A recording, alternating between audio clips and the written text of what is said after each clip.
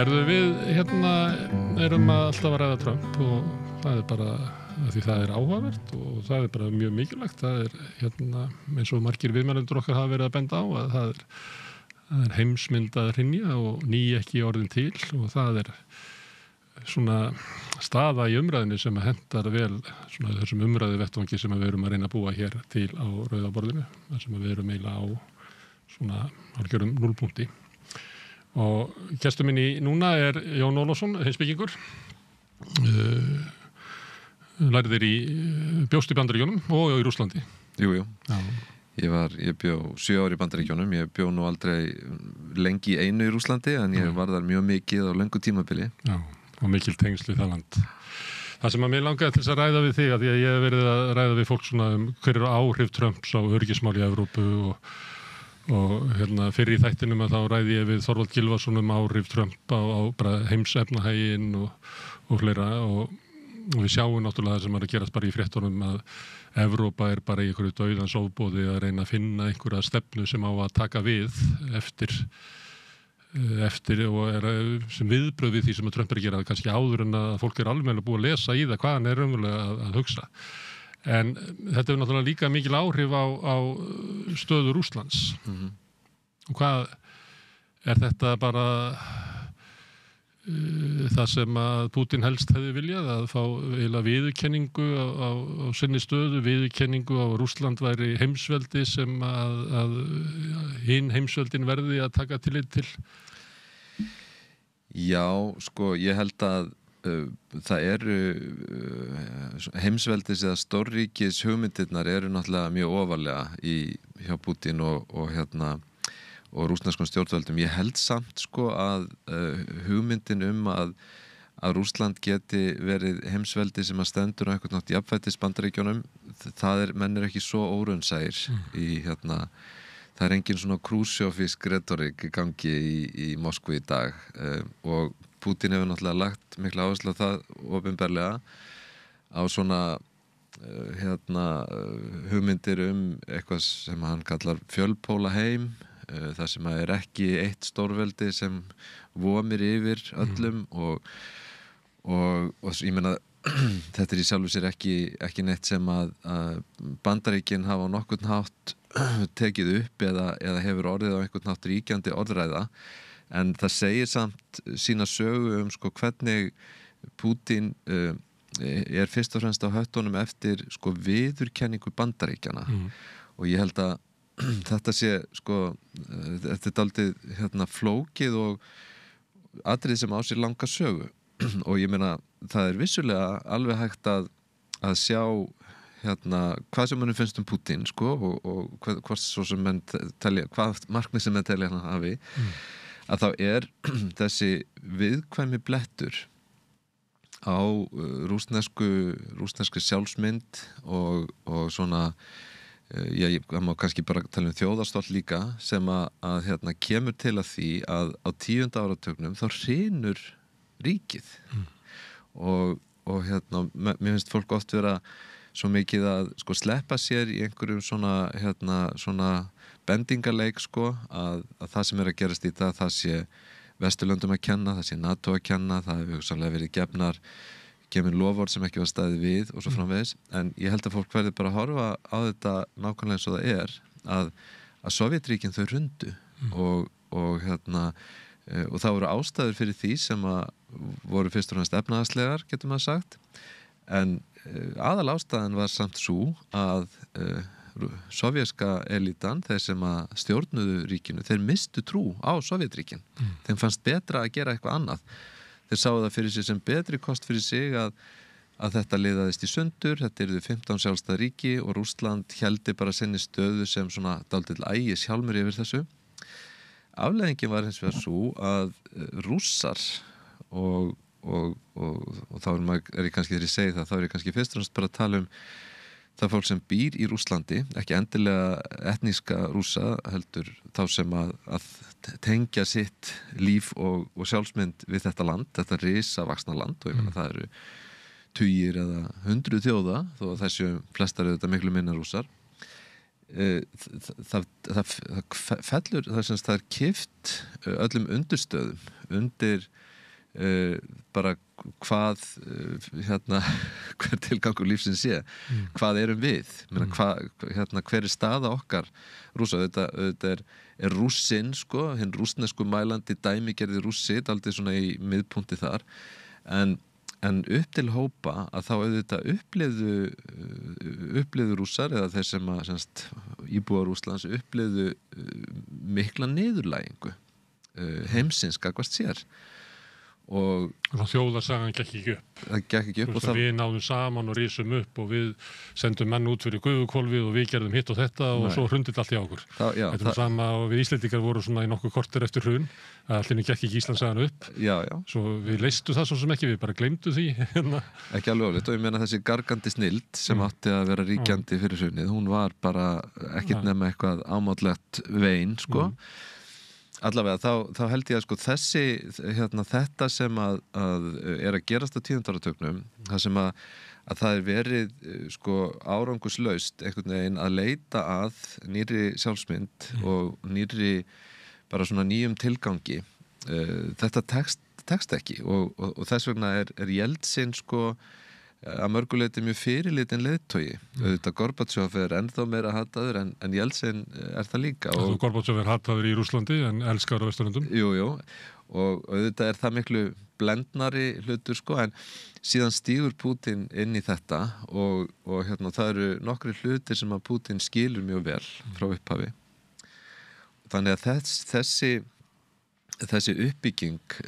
sjálfsmyndar sem að fer síðan saman við vaxandi þjóðernishyggju og það sem við erum að sjá í dag, þetta ásér þetta rætur þarna og ég held að maður með ekki gleyma því og það er algjör óþarfi að tala þetta út frá því að einhverjir aðrir hafi gert mistök eða gert eitthvað rangt. Þetta er bara tráma rússnesku þjóðarinnar, rússnesks samfélags. Það skiptir ekki máli að Vesturlönd hefðu getað byggt upp eitthvað svona Marshall-aðstoð við Rússa á 10. áratugnum og þá hefði Rússland mögulega getað þróast í átti lýðræðis. Þetta er svona sjónarmið sem maður heyrir. Ég held að Jeffrey Sachs er meðal annars með þetta. Já, sko, Jeffrey Sachs hann lék nú ekki besta hlutverkið þessum tíma. Hann var að bjóða eiginlega til þetta shock treatment nákvæmlega, sem að var það misheppnaðasta og það versta sem nokkrum datt í hug að mínum mati. En það sem menna 10. áratugurinn er áratugur nýfrjálshyggjunnar í algleymingi og þess vegna voru margar lausnir einfaldlega ekki í boði. Það var ekkit inn í myndinni að það kæmi þessi massífa aðstoð frá Vesturlöndum til að byggja upp Rússland. Það var allir á því að þetta myndi bara gerast sjálft. Eða varðveita eina félagslegu eignir sem samfélagi átti. Það var allt bara meira og minna í selt og gefið. Það voru menn úr á því að það væri bara frábært að einhverjir auðmenn næðu eignum undir sig því að þá yrðu til kapitalistar og síðan myndi þetta allt gerast að sjálfu sér. Og við erum eins og kannski sambærilegt vanda í pólitík í Austur-Þýskalandi af sömu ástæðum. Þar eru ríkin saminuð á hátindi nýfrjálshyggjunnar og það þýddi bara að það voru auðhringir sem tóku yfir allar félagslegar eignir Austur-Þýskalands og þar er mikil tilfinning fyrir vonbrigði eins og við okkur hefur verið rænt eða við höfum ekki fengið neitt, við höfum skilin eftir. Já, og þar er það líka þessi niðurlæging sem ég held að sé skiptir líka mjög miklu máli sko, ég meina vestur-þýska elitan, hún fer bara inn í Austur-Þýskaland og hún reynsar til. Það er litið svo að meira og minna allt háskólafólk í Austur-Þýskalandi sé inkompetent og það er bara sett á eftirlaun eða eitthvað svoleiðis og það kemur fullt af ungu fólki úr vesturinu kemur inn og ætlar aldeilis að gera það gott. Þannig að auðvitað er þessi niðurlægandi staða Austur-Evrópa þjóða í mismundi mæli og Rússa sérstaklega sem og það sem að upplifunin hún er á svo mörgum stigum. Hún varðar sko efnahagsmál og hugsunarhátt, hún varðar líka kúltúr að til dæmis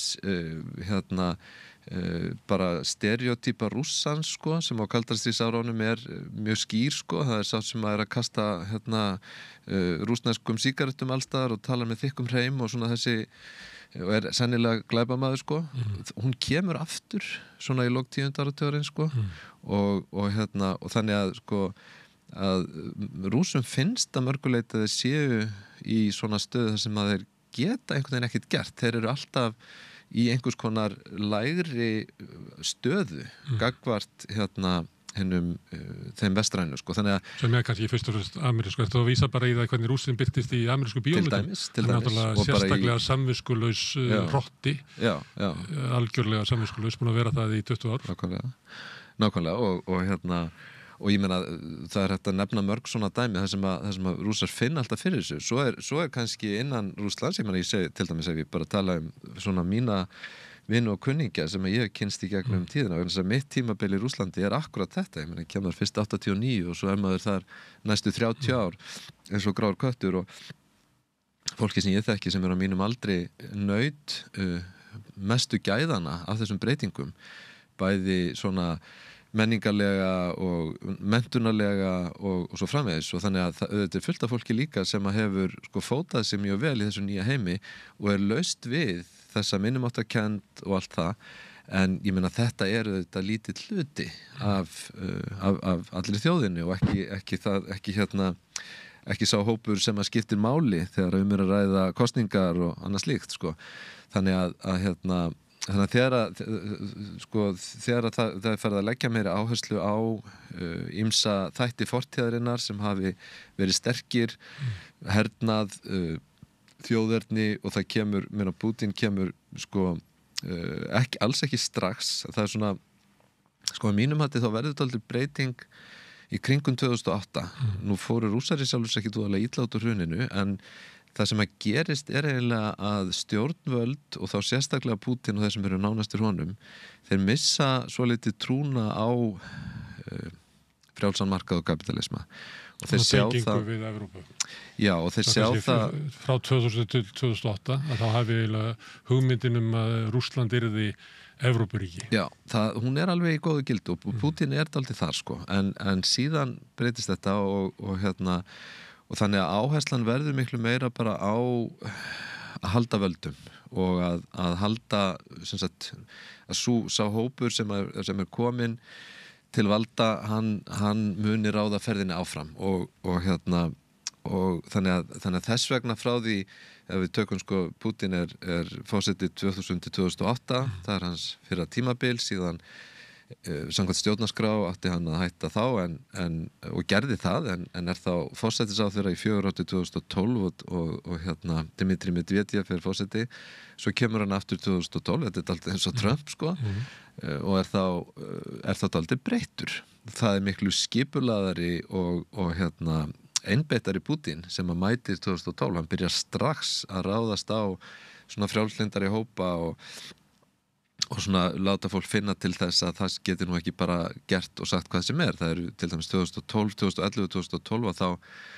hafðu verið, og það nú svona held ég nokkuð ljóst að það var mikið til í því, þá voru kosningasvik í þingkosningum 2011, dálítið umfangsmikil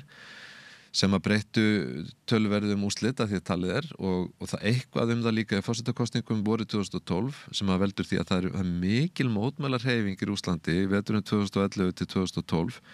nær eiginlega hápunkti þegar að Pútín að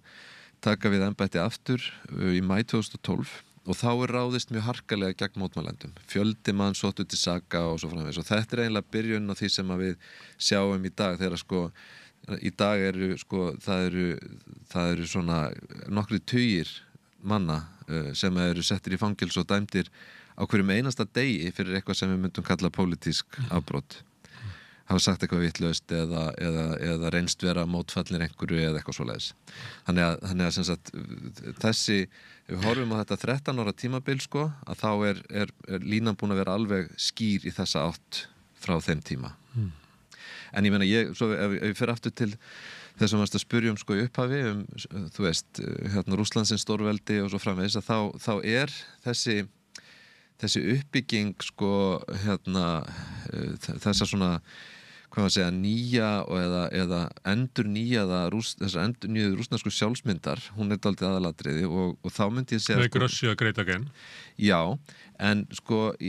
samt myndi ég vilja aðeins sko dempað með því að segja að Putin fyrst og fremst að hugsa heim þar sem að Rússland nýtur sko mjög skýrar viðurkenningar. Það þessi veiki sálfræðilegi punktur sem að þarna. Það sé ekki lengur þessi tilfinning að Vesturlönd séu að níðast á Rússlandi og það líka þegar Putin sko talar nú hefur verið sem sagt alveg sérstaklega frá 2022 og það var alltaf þessi umræðum fullveldi sem að hljómar svo fáránlega þegar að stærsta land í heimi hefur ægilegar áhyggjur af því að það sé einhver að taka af því fullveldið. Ég meina, þetta hvernig smáður litið eitt öflugasta land heimsins. En það er þessi undirliggjandi undirliggjandi sárindi og ótti gagnvart Vesturlöndum. Ég meina, þetta orðið dálítið sálfræðilegt sko, en þetta skiptir samt máli. Við leifum okkur að tala svona til dæmis Pólland og Úkraínu og Eystrasaltslöndin að það er bara innbyggt í sögu þessara þjóða ótti við Rússa.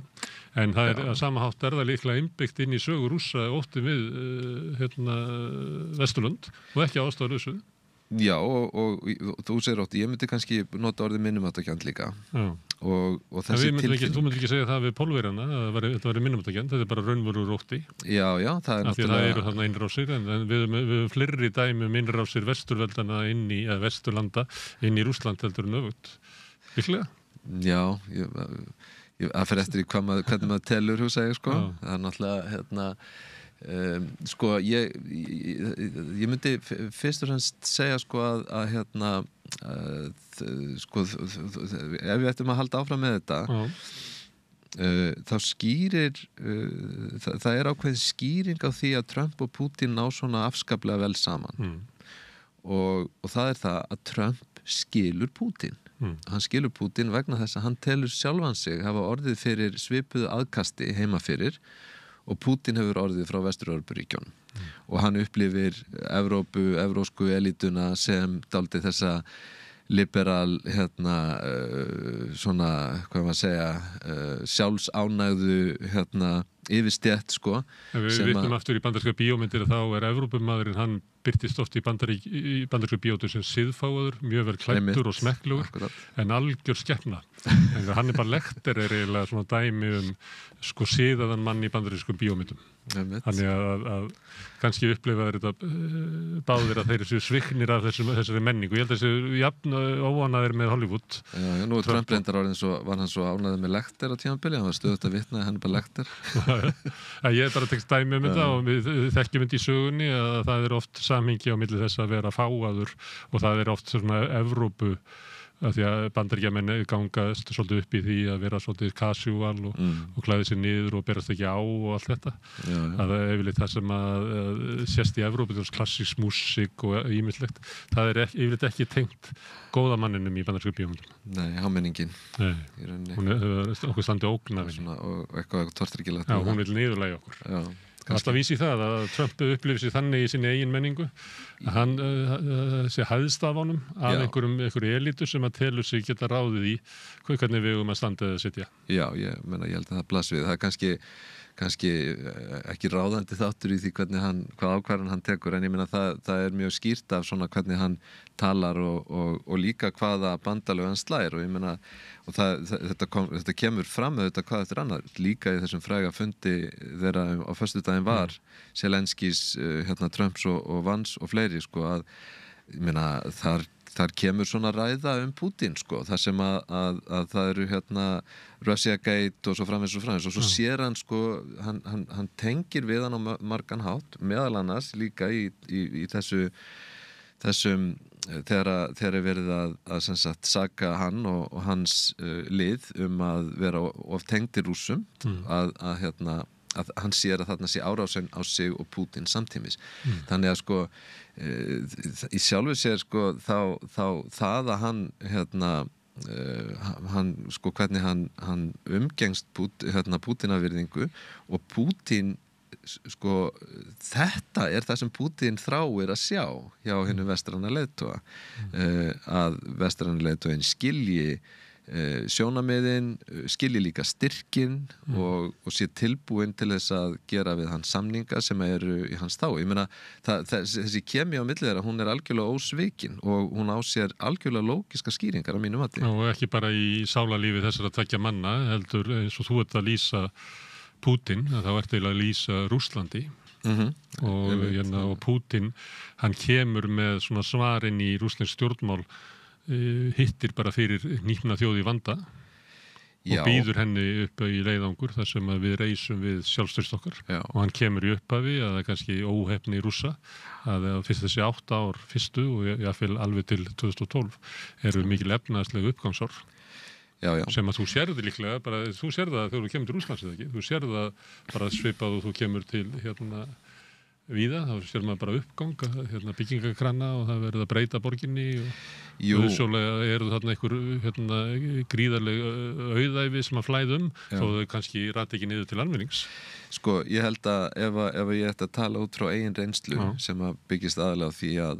á milli 1989 og 2019 þá var ég örugglega árlega stundum 2 og jafnvel 3 á ári í Rússlandi.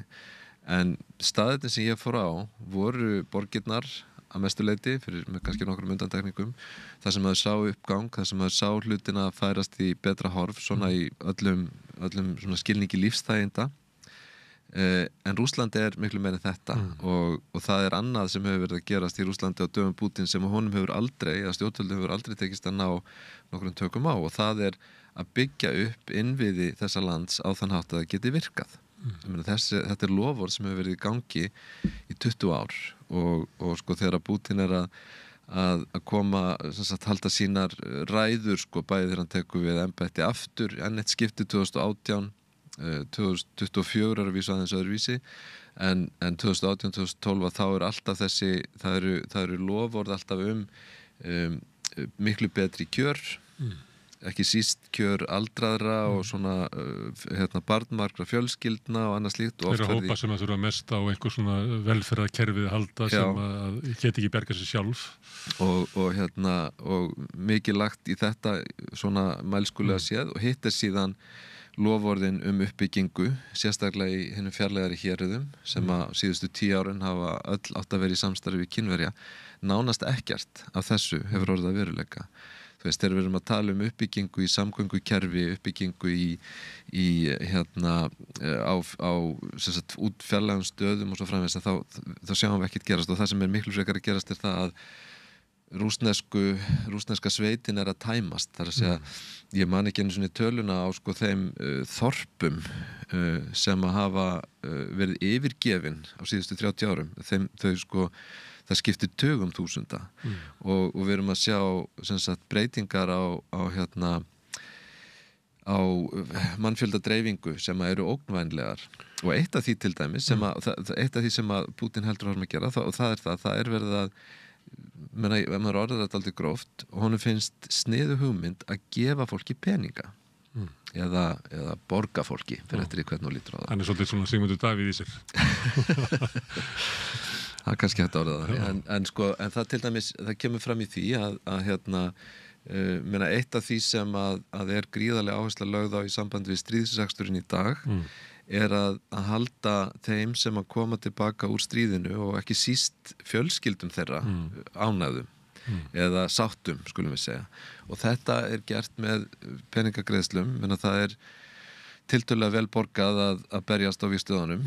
Það kann fólk að kannski að fá 3-4.000 krónur á mánuði. Stundum er fólk að fá einhverja svona daldi vænar greiðslur við samningsundirritun. Þetta er aðeins misjafnt. Ef fólk fellur í stríðinu, þá fá fjölskyldurnar greiðslu sem að getur verið nálega 10 milljónum íslenskum, jafnvel eitthvað meira en það. Hermenn sem að koma á stríðinu aftur, eftir að hafa barist og tala nú ekki eða þeir hafa fengið orðið fyrir eitthvað,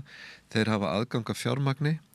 og lánsfé og eins og fleiri, og hugmyndin er að þessar stríðshetjur sem að Pútín mærir mjög, þær munu síðan fara aftur á heimaslóðir og verða þar góðgjarnir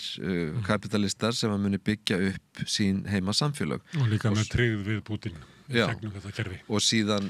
hefur hann líka talað mjög fjálglega um það hvernig sem sagt, hann talar beinlínis það sem hérna nýju elítu, það að segja þeir sem að hafa barist fyrir Rússland í Úkraínu og koma síðan inn sem kjörnir fulltrúar eða í stjórnsýslunni og svo framvegis. Þannig að sko þetta að dreifa fé hefur alltaf verið mjög sterkur þáttur í hans svona pólitík og hans vinsældum. Það hefur alveg virkað. Ég meina það er ríkið stórt og olían mikil og gasið mikil og það mikið af auðlindum sem að gerir að verkum að tekjur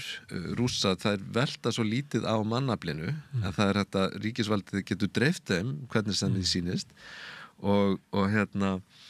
síðan en hitt sem er miklu stærra mál til lengri tíma að byggja upp innviði og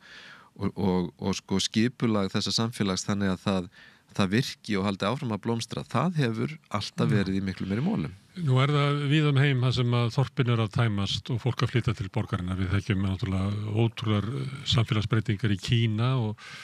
þá upplifum við að það sé frekar þannig að borgirna sé að soga til sín fólkið vegna uppbyggingar í borgunum. Víða í Afríku sér maður að fólk að flýja sveitirnar og verður þá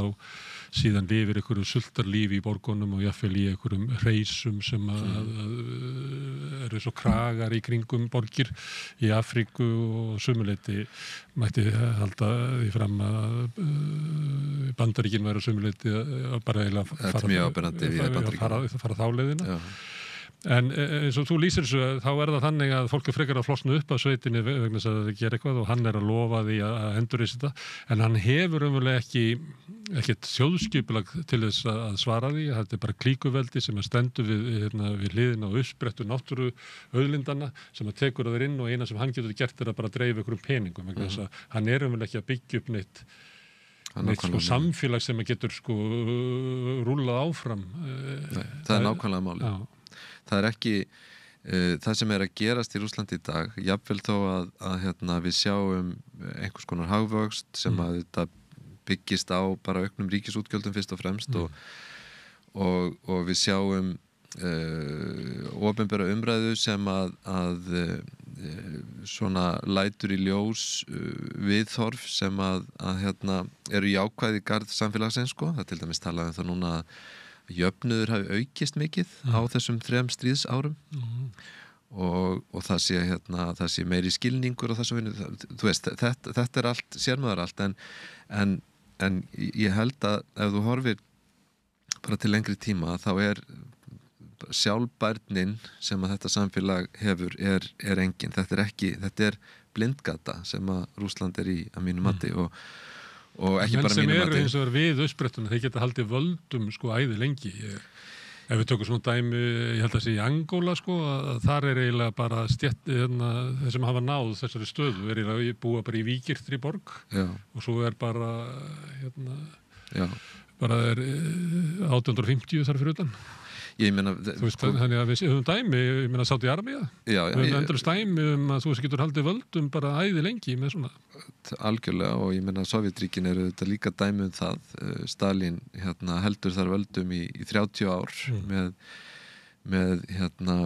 harðstjórn sem í aðrar sumstað, eða bara sumstað meiri heldur en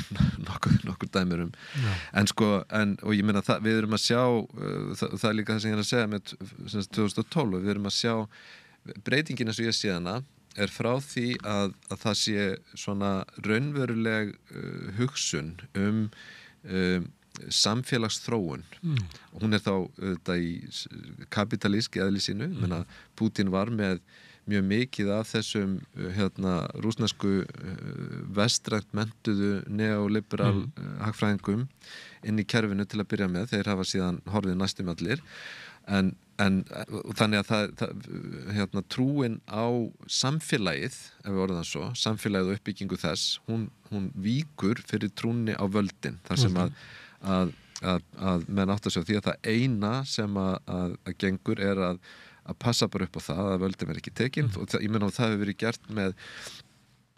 mörguleiti snittalegum hætti vegna þess að manni finnst ótrúlegt hvað sko þrátt fyrir að hafa völdin yfir fjölmiðlum og svona opinberri umræðu allt það hvað sko Putin tekst alltaf aftur og aftur að ná einhvers konar trú á sig og ég held að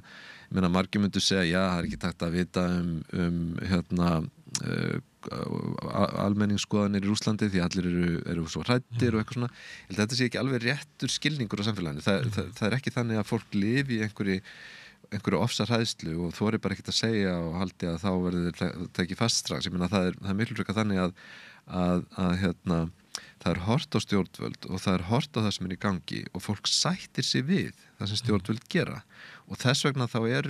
getur Pútín alltaf komið aftur og aftur inn í með lausnir og með hugmyndir og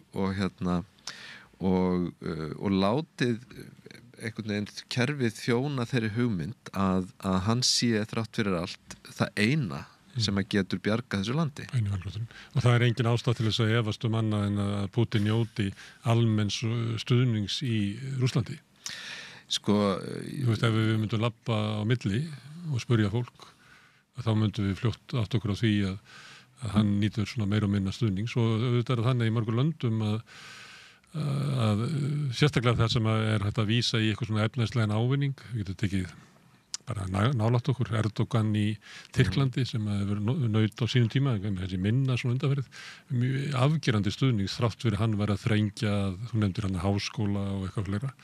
en það var engin ástæða til þess að efast það að mikill meirihluti Tyrkja leit svo á að Tyrkland sé á réttri leið þó svo að við hefðum getað bent á við erum ekki sammála á því en þessi efnaðslegur uppgangur þetta verður sagt kínverska kommunistaflokkin að það er enginn sem að efast sko afgerandi stuðning kínversku þjóðurinnar við hann en þess að hann hefur bara fært okkur gríðarlegan efnaðslegan uppgang. Sko, ég held að mig segja að andófið eins og okkur finnst það eðlilegt og rökrétt og svo framvegis, það hefur alltaf verið í mjög litlum hópi. Svona félögu þínum. Til dæmis. Og svona, mentafólk, fólk sem að svona þessi vaxandi miðstétt, árið 2012 þá var þessi hópur að stækka. Hugsandi miðstétt, fólk með menntun og væntingar og mátaði sig við fólki í sambærilegri stöðu á Vesturlöndum og taldi sig eiga rétt á sambærilegu samfélagi. Já, því fór fjölgandi. En það var bara niður og það hefur náttúrulega, það sem hefur þurft að gera er að berja þetta niður og það verður að passa það líka að þó að það með kannski alveg segja sennilega mynduru ef að þú bara spyrði fólk svona almennt inn í eldhúsum og svona á göttum og í leigubílum og svoleiðis hvað þið finnist, þá mynduru örgulega komast þeirri niðurstöðu að flestir eru bara nokkuð jákvæðir sko, eða bara telja Pútín bara helviti fína. Og í alvörunni, það er ekki bara leik þetta fyrir þig. En það sem ég held að maður verða samt að tvennt sem maður þarf á huga og það er eitt er að Pútín er harðstjóri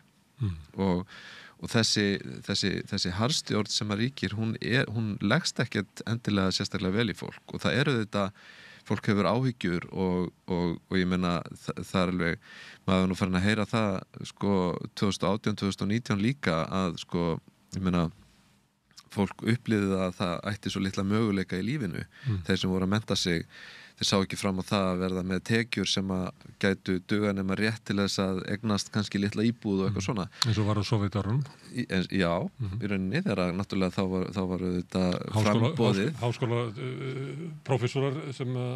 byggu saman eða voru gift, byggu í 3 herbergja íbúð með 3 börnum sínum í úthverfi Moskvu? Jú, það gæti alveg verið. En sko, það er harðstjórnin eitt sko og hitt er síðan að þetta getur snúist í lofti mjög snögglega. Og þegar ég segi það, þá er það kannski vissuleiti er ég ekki að teka það fram, ég er ekki að lýsa einhverjum rannsóknar niðurstöðum, ég heldur meira að tala af því sem ég held að sé innsæi og ég held ég hafi það vegna þess að maður sá þetta gerast. Ég kom til Moskvu 1989 þegar komið svona ákveðið los á kerfið. Árið 1989 þetta er engum í huga Sovétríkin sé að fara að hreinja, ekki nokkrum manni. Það er ekki það að það er svona dálítið nýtt að það sé í lagi að fárast yfir heimsku og skilningsleysi leiðtogana, skilur þetta er allt nýtt og það er svona þessi opnun og þessi gleði í loftinu sko og þannig að þú sér það ekki 89, 90 sko jafnvel 91 að þetta samfélag það sé að fara að liðast í sundur, bara alls ekki. Og svo gerist það í kannski í kannski nokkrum skrifum að það bara mjög hratt, ég meina ágúst 1991, það er þessi misheppnaða valdaránstilraun áttmenningahópsins þarna, neyðarnefndarinnar svokalluðu, það er svona máttleysi Gorbatsjovs þegar hann snýr tilbaka, það er harkan í Jeltsin og svo framvegis, og þannig að maður sér á 3 mánuðum frá því byrjun september 1991 og þangað til í desember sama ár að viðhorfana breytast algjörlega og af því að fólk sér að það er eitthvað allt annað sem er að virka, og ég held að þetta sé veruleiki sem að núverandi stjórnvöldum er mjög ljós, þeim er mjög ljóst að þetta gæti gerst, og það þarf ekki mikið til. Þetta er svolítið mikilvægt að ræða þetta hefur nú verið ein líkingi sem hefur verið tekið á þessu er að ísinn hann þynnist neðanfrá, þú sérð hann ekki. Svo allt í henni gerist að þá brotnar hann 91 og hann var bara svo þunnur, hann gæti ekki haldið upp í kerfinu. Önnur lýsing var einhvern veginn að kannski löngu áður, bara upp úr 1980 var eiginlega öllum ljóst að þetta kerfi gekk ekki. En ég og þú, við höfðum ekki hag af því að ræða það vegna þess að við vorum inn í þessu kerfi og það var kannski ekki annar valkostur sem var í boði. Og svo allt í einu þegar valkosturum verður til, sem er kannski í allri einföldun, ég held sinn þegar það stekkur upp á skriðverkan, að þá getur orðið svifting, að þá allt í einu höfum við hag af því að tala illa um ráðamenn og þá opnast eitthvað sem að við kannski svona án þess að hafa kannski talað um það saman, að við vorum þá báðir, gátum við viðra það að við höfum mist trú á kerfinu. En hættan er svo að menn eins og þú sem varst á staðnum þegar ísinn brast, að þú horfir alltaf á ís og telur hann hlýtur að vera, getur verið bara þunnur, en þú veist það aldrei, sko. Þannig þá var að spurningi hversu þunnur er ísinn undir. Já, þetta er ein túlkun og ég er ekki endilega, sé þetta ekki endilega svona, sko. Mér finnst það líka vera vel hægt að, ég held að Sovétríkin hefði ekki þurft að hrynja, ég held að þau alveg geta haldið áfram að vera til. En þau gerðu það. Og ég meina það á sér skýringar sem eru í ákvörðunum, atburðum, viðhorfum og bara mjög flóknum veruleika þessa ára. Og nógu margir sem stukku á tiltekið tækifæri til þess að færa sögu þjóðarinnar tiltekin átt. Já, og ég meina það ég held að ef maður horfir dálítið á í staðinn fyrir að hugsa sko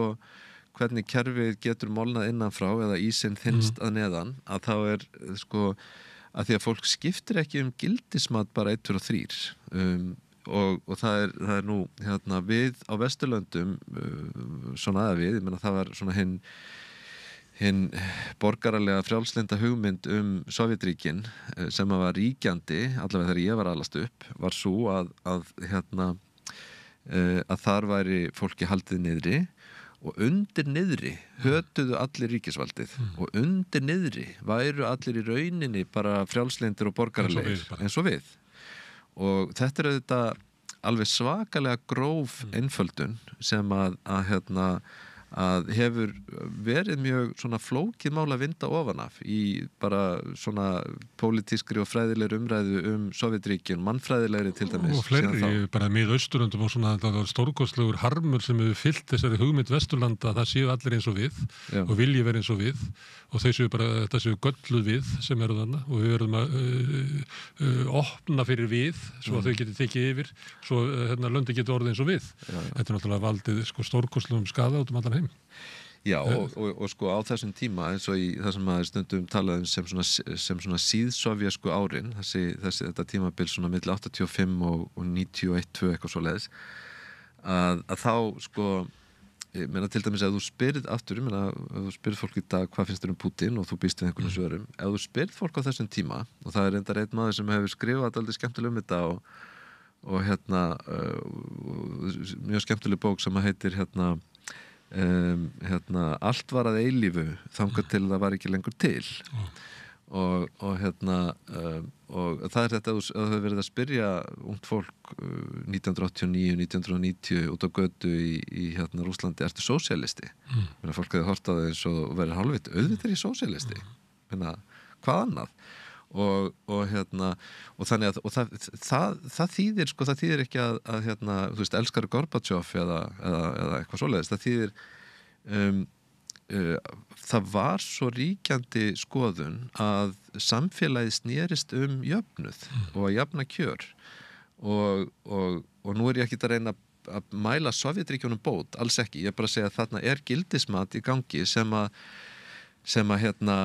raunverulegt. Þú heyrir það stundum í fólki, þetta virkar eins og nostalgía gagnvart Sovétinu, að einhver orðaði þetta svona við mig sem við það einhvern veginn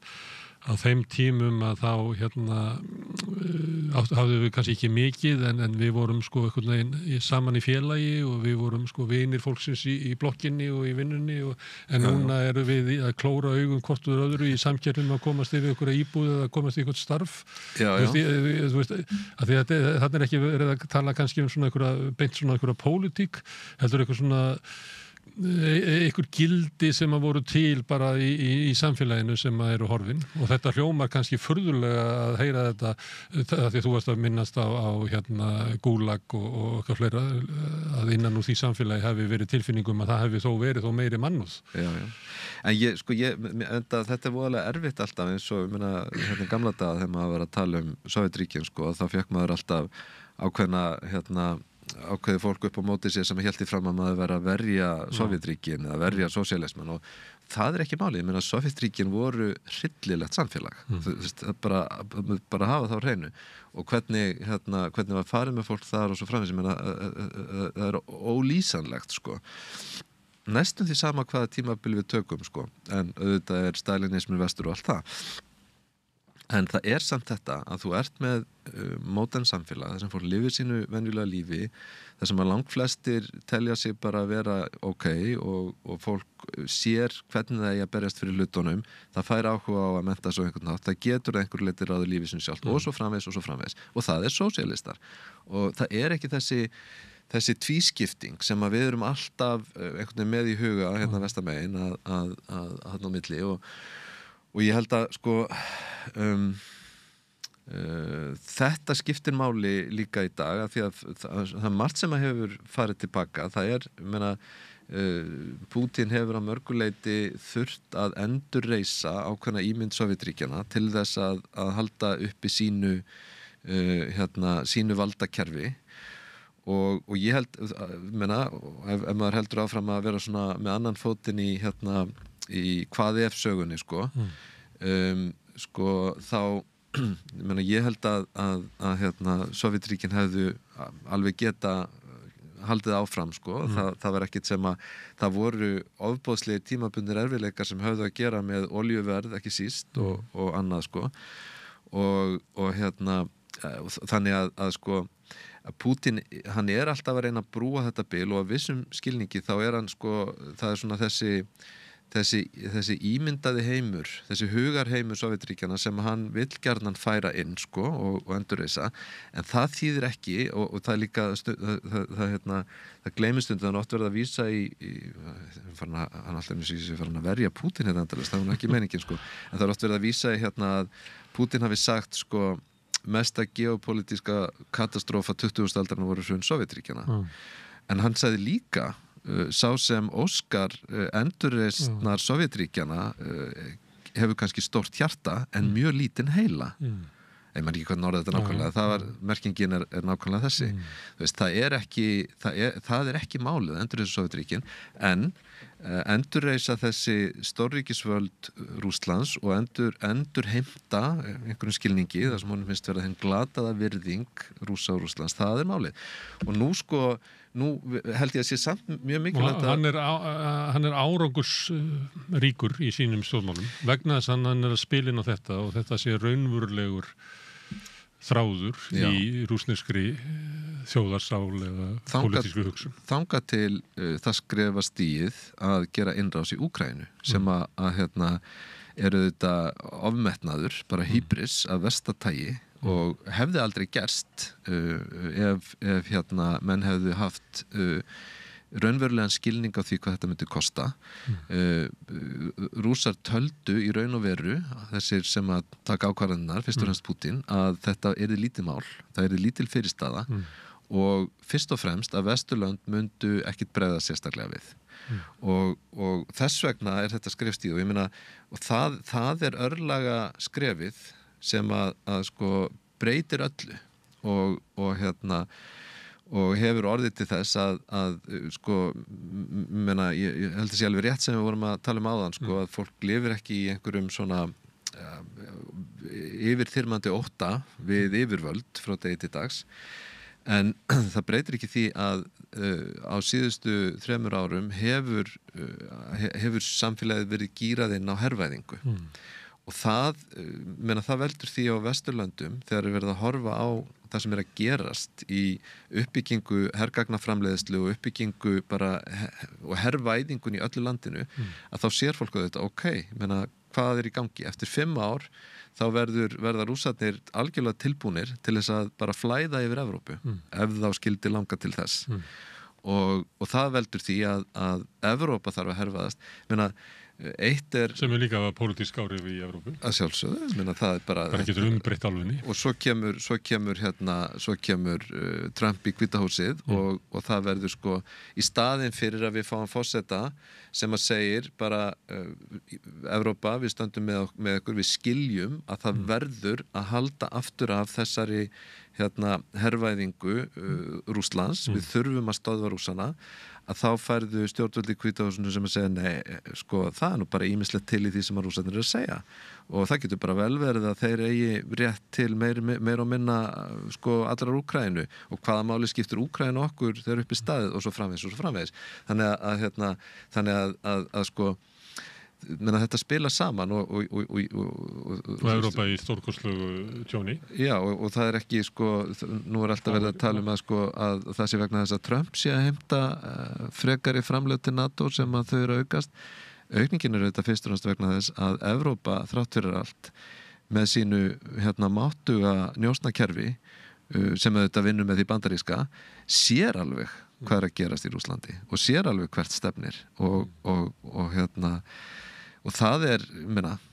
á endanum í dag það sem við stöndum frammi fyrir sko. Og við stöðvum það ekki með því að Putin og Trump nái samkomulagi vopnahlé í Úkraínu. Nú eru Evrópuþjóðirnar að leggja til vopnahlé sem að enginn lagði til mánaða vopnahlé. Það orðið svo mikill sko rót í þessu og þú varst að tala að kannski hefðu Sovétríkin ekki þurft að leysast upp. Þau gerðu það í einhverju svona ákvarðanir sem eru teknar á ögurstundum og við erum á ögurstund og það náttúrulega mikil hætta á því að það verið teknar alls konar ákvarðanir bara næstu dögum sem getur haft bara svakalegar afleiðingar og eru kannski leið okkur ekki endilega á óska niðurstöðuna sem við hefðum ef við hefðum haft tíman og ráðrúmið til þess að reyna að rata réttar leið. Ég held að þessi ótrúlega dagar sem við erum að lifa. Það eitt sem maður fær mjög sterkt í æð af því að vera bæði í Rússlandi og svona í miklum tengslum við þessi gamlu Sovétríki. Og það þessi spurning viðhorfið gagnvart Rússum og þú varst nú að segja það sem alveg rétt að óttinn við þá allstaðar það sama hvort þú ert í Eystrasaltsríkjunum eða Pólandi, þar ótti að því að þessi lönd, þau telja sig geta verið sjálfstæð og ætla sér að vera það. Við höfum kannski ekki neina sögulegar ástæður til þess að óttast Rússa. Nei. Ég held líka það ástæður sem að menn töldu sig hafa voru á fölskum forsendum. Ég held að okkar ástæður fyrir óttast Rússa var fyrst og fremst ótti við hvernig glóbal hernaðarátök myndu þróast ef að þau hæfust, frekar en að það þurfti að óttast einhvers konar ásælni Rússa gagnvart Íslandi, en ef við förum bara í kringum Sovétríkin, af því að það sem að Rússarnir hafa áhuga á eru þau lönd sem að tilheyrðu fyrrverandi Sovétríkjunum og kannski örfá í viðbót í rauninni það skilgreina það sem sitt svona áhrifasvæði og það sem auðvitað var aldrei samkomulag eftir stríðið það sem að Trump opnar eiginlega á núna er áhrifasvæði. Raunverulega er heimurinn bara þannig að það eru tvö stórveldi fyrst og fremst og svo er Rússland þarna og það má alls ekki gerast að Rússland fari í fangið á Kínverjum, þannig að þess vegna verði að semja við Rússana og trýta þá bara eins og þeir séu stórveldi sem þeir eru með stærsta kjarnorku vopni magna kjarnorkuvopnum í heiminum. Ég vil hafa mín áræðasvæði, ég vil að Grænland segja á mínu áræðasvæði og líklega Ísland líka og svona. Og þannig að ég sætti mig bara við það að Úkraína er bara áræðasvæði þínu, já, og þessi lönd þarna sem það voru. Þetta er bara kallandi sem eru að bara búa til nýja heimskipan. Og þá inn í þessu þá verður það svo sérstakt að það er svo Evrópa sé bara mjóróma inn í þessu og sé allt í orðið bara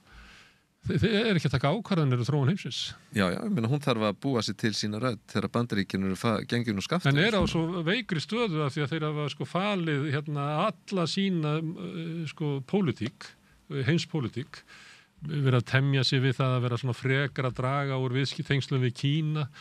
eiginlega stutt þjóðarmorði í Gaza, bara af því að Bandaríkjamenn vilja það til þess að styggja þá ekki, af því þeir eru bara svo háðir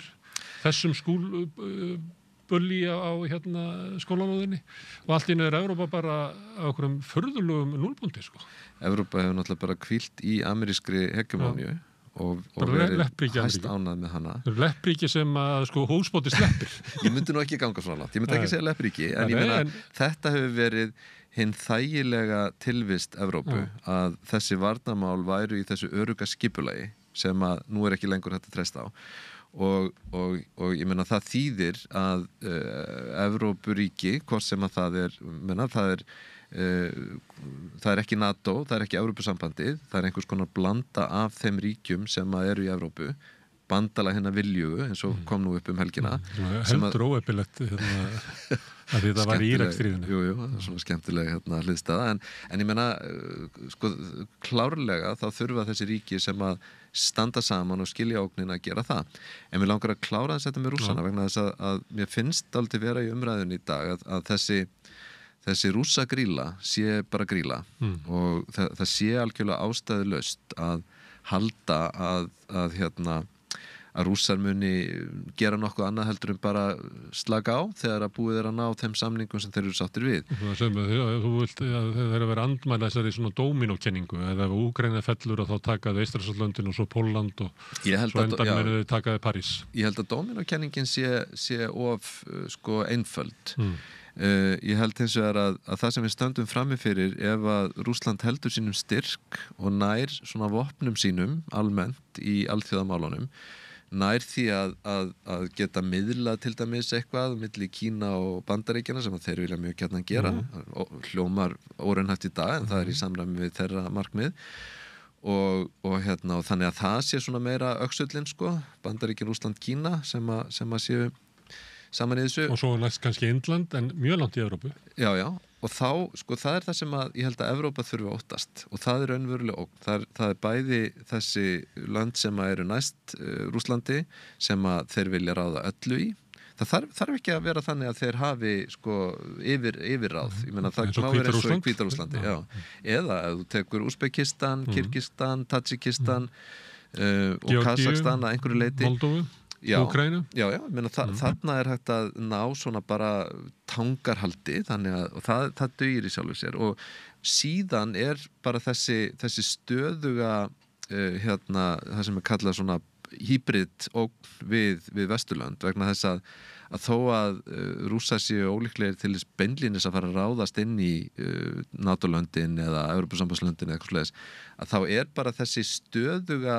þessi stöðugu afskipti og þessi stöðugu svona hýbrid hernaður sem að mun bara aukast meira og meira og það írónískasta sem að sér er náttúrulega þegar að Bandaríkin fara að slaka á gagnvart Rússum að það er stór hættulegt þegar Hegseth til dæmis hann er að draga úr öllum svona hvað heitir þetta nú cyber warfare á ensku þar að segja öllum öllum nethernaði gagnvart Rússum sem að menn ráða sér auðvitað ekki fyrir gleði á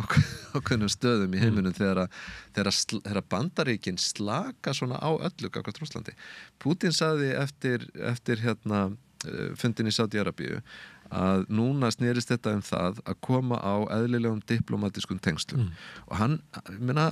það er bara mjög mikilvægt að hafa það alltaf í huga að Putin er engin asni, hann er ekki að setja fram of stórar hugmyndir strax við byrjum á þessu, svo gerum við þetta svo gerum við þetta og svo gerum við þetta og á endanum höfum við eðlileg tengsl. Hann er líka að segja heima fyrir við þegar allt í einu heima fyrir að fara að spyrja ok, eiga þá amerísku fyrirtækin að koma hérna aftur og taka við öllu sem að við erum búin að fá taka af þeim sko og þá segir hann nei, þau munu auðvitað þessi fyrirtæki, enginn verður verðlaunaður fyrir að hafa yfirgefið okkur á stundu, en við viljum að þau komi inn aftur, við þurfum á þeim að halda og svo eru líka, ég menna viðskipta þvinganirnar sko ok, ég menna það augljóst að það hafa ekki sko haft nálægt í þau áhrif sem að menn vonuðu eða héldu og fullyrtu en sko Leyfi ég mér að segja þegar við lifum náttúrulega inn í vestrænum stjórnmálum og mér finnst að maður megi halda því til haga því sem að var haldið fram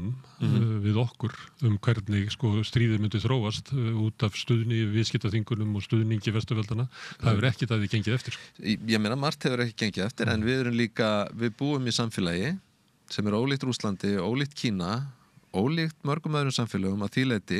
að hér gríðarlega mikil áhersla á sjálfstæða og gagnrýna hugsun.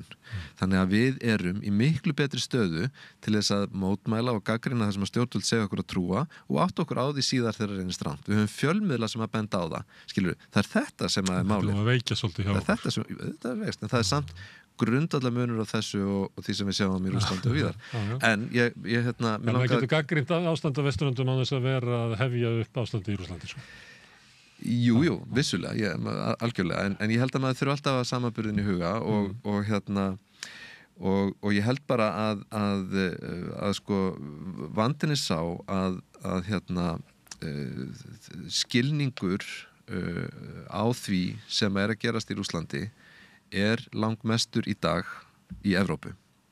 og ógnin þar. Það þýðir ekki að við séum að fá rússneska hermenn inn í París. Það ekki málið. Það þýðir bara að ef þessi þróun heldur áfram þá erum við að horfa fram á ára og áratuga ástand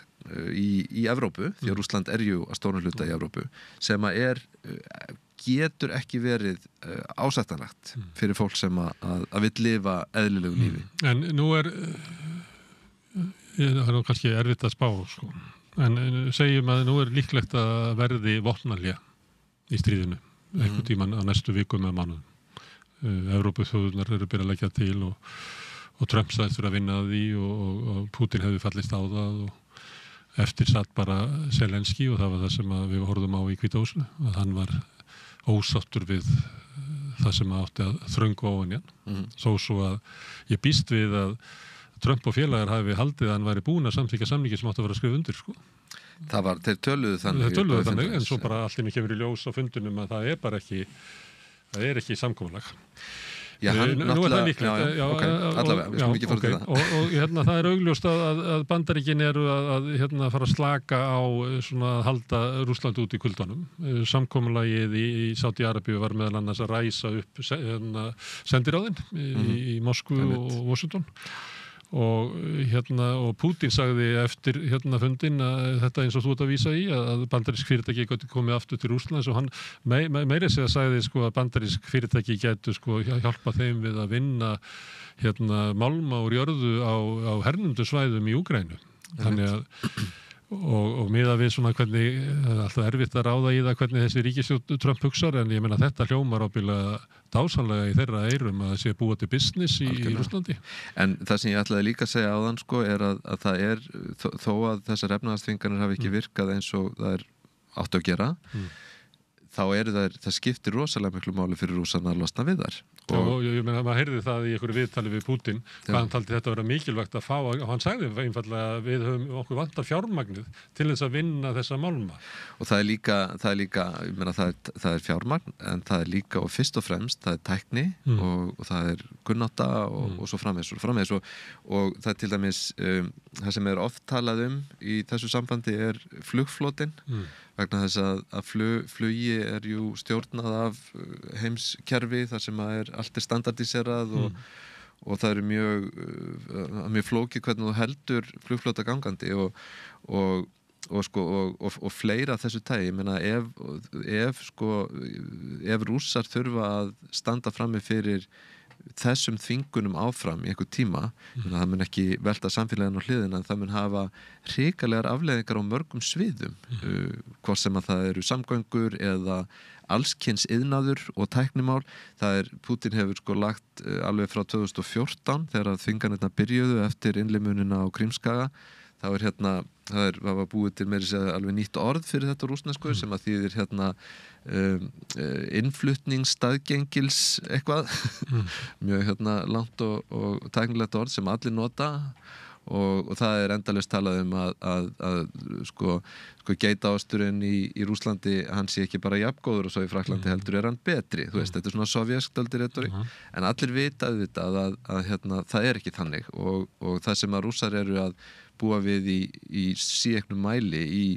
sérstaklega með þess að segja í teknikgeranum er lélegt drasl í staðin fyrir almennlega hlutir. En það komin þýða í samskipti Bandaríkjanna og Rússlands. Þú veist, þú myndir spá því að við myndir sjá eitthvað slíkt fara að gerast bara á... Veistu, ég ætla bara ekki að spá nokkrum sköpum hlut. Okay. Ég held að við... þá kem ég með svona ef að skíu og ef að mundi. Segjum að það gerist og þá mun Rússland að sömuleyti eflast. Já. Og ef að vilji rússneska stjórnvalda eins og þú segir, að þá munu þau ekki að slökkva á hergagnaframleiðslunni, heldur munu þau vígbúast til þess að líklega skilgrina það að verjast ógn í vestri og hinum megin þá munum við sjá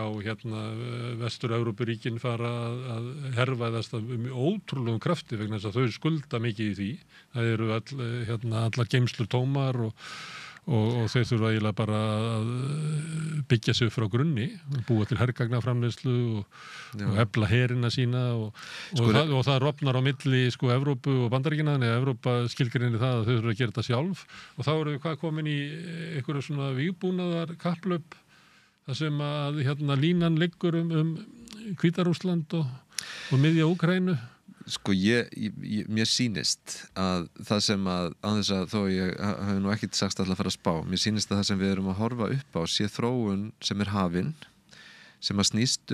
mjög aukna áherslu á landvarnir í Evrópu.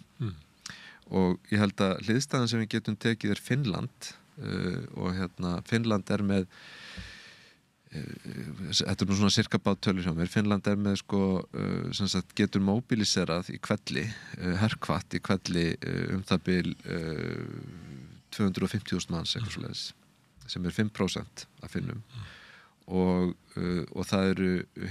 20 milljónir í Evrópu sambandinu. Já, þeir gætu farið upp í 1 milljón með varaliði. Það er að segja mjög skömmum tíma geta Finnar haft 1 milljón undir vopnum Sambærilegt væri að það væru 20 milljónir undir vopnum eða væru sem sagt herkvæðanlegir og sem sagt 80 milljón manns væru auð herkvættir. En við eru bara rétt slopnu við að fara í herskildu. Ég meina, ef nýjustu hugmyndir íslenskan her ná fram að ganga, þá náttúrulega verður það ekki professional her, heldur verður við örugglega með herskildu. Finnar eru með herskildu, það eru fáeinir ríki Evrópu með herskildu,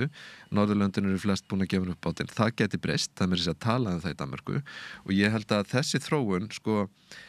ég held að óvissan og óöryggið sé orðið svo mikið í Evrópu að þetta muni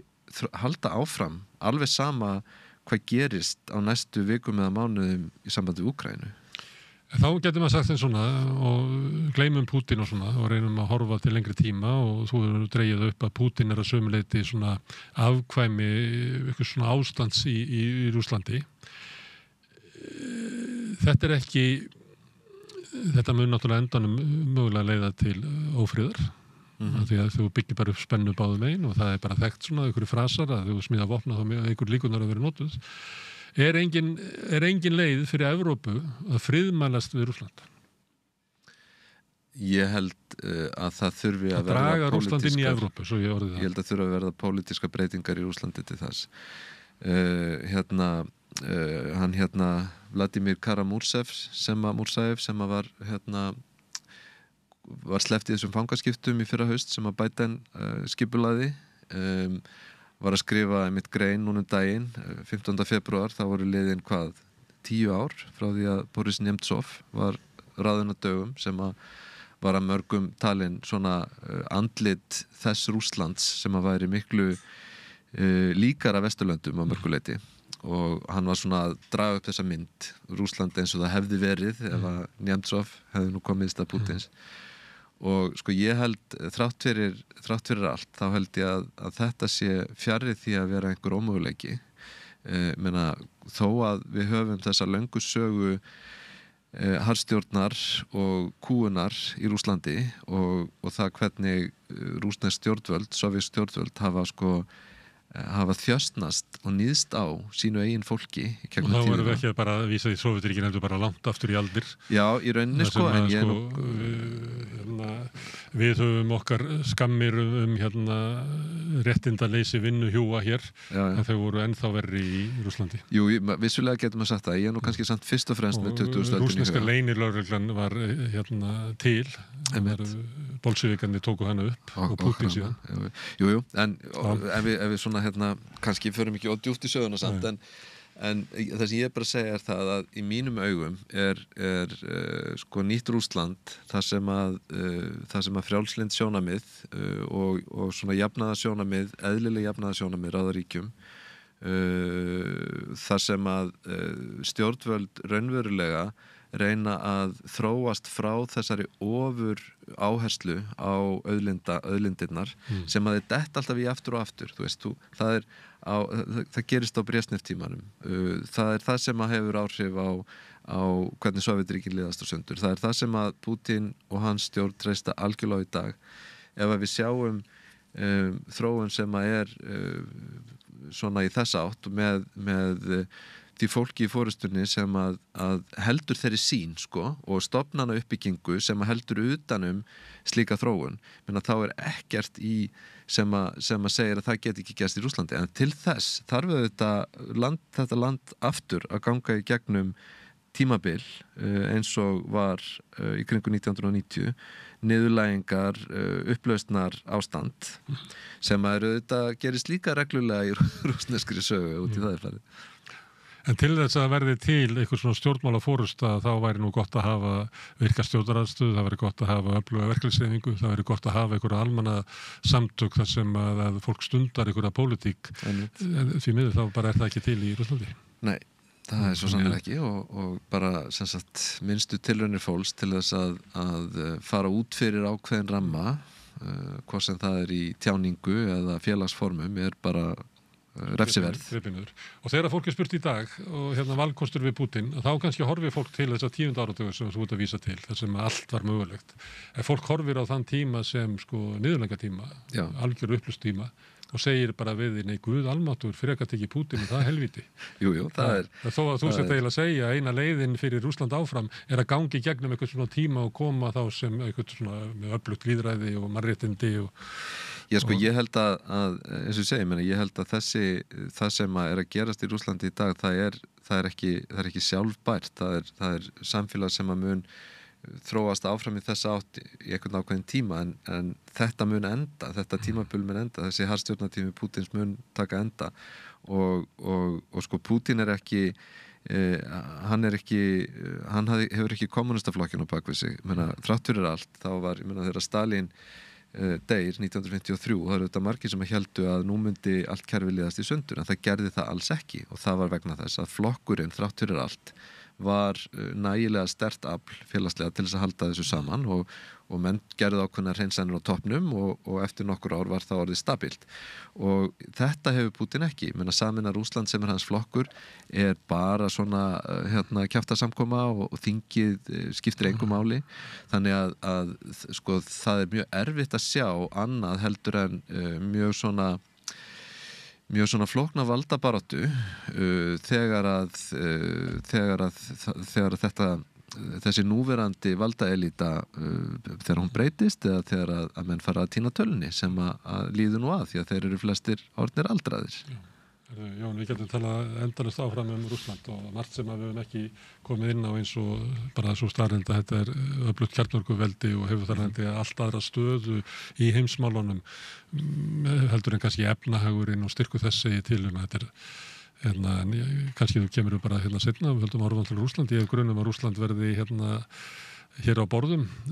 lengi ennum sinn. Það ekki ólíklega. Stórfurðulegi tíma sem við erum að lifa, finnst það ekki? Jú. Berðu ugg í brjósti til þessa tíma? Stundum fæ ég þegar ég er að labba heim á kvöldin, þá fæ ég svona ugg að það geti þróunin orðið farið eiginlega á versta veg, sko. Ég hef ekki þessa tilfinningu, ekki svona óttatilfinningu. Ég hafði miklu meiri óttatilfinningu þegar ég var krakki, þegar að mann dreymdi, þegar maður fekk martraður á nóttunni. Ég er svo benskur. Já, en ég er nú kannski ekki að tala endilega það, heldur bara tíman, þegar maður var á 8. áratugnum, þegar að bæði kjarnorku ógnin og hugmyndirnar sovjerska innrás voru bara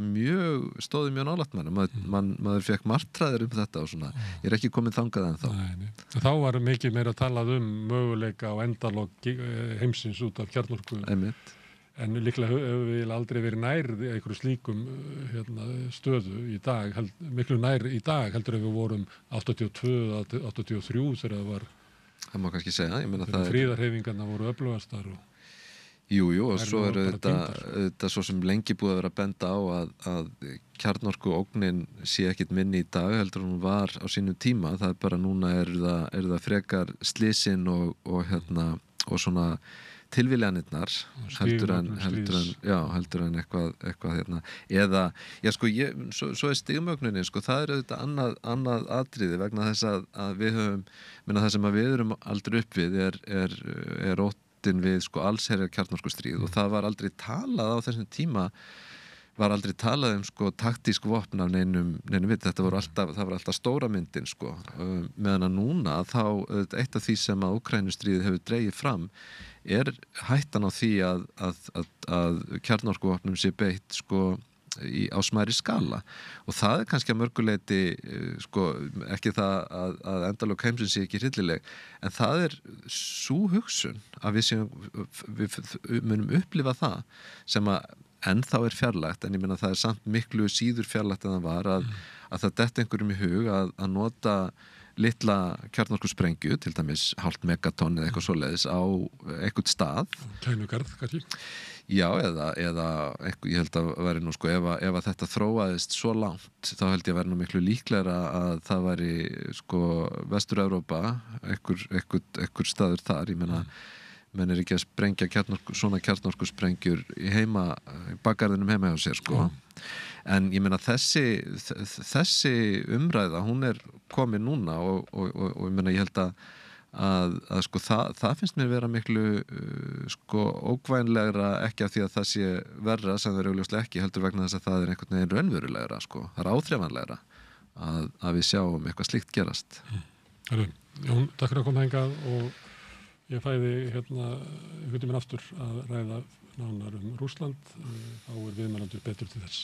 Takk sem les. Við sittum áfram við rauðaborðinu að skilja heim sem er alltaf að breytast, þannig að við höfum alla í við breytingunum en næsti kafli er hér eftir augnablik. Sameiki stéttarfélag í almannaþjónustu óskar stofnunum ársins til hamingju með árangurinn. Stofnun ársins 2024 í flokki borgar- og bæjarstofnana með 50 starfsmenn eða fleiri. Í fyrsta sæti Hitthúsið, í öðru sæti leikskólinn Rauðhóll og í þriðja sæti Háteigsskóli. Sameiki stéttarfélag í almannaþjónustu.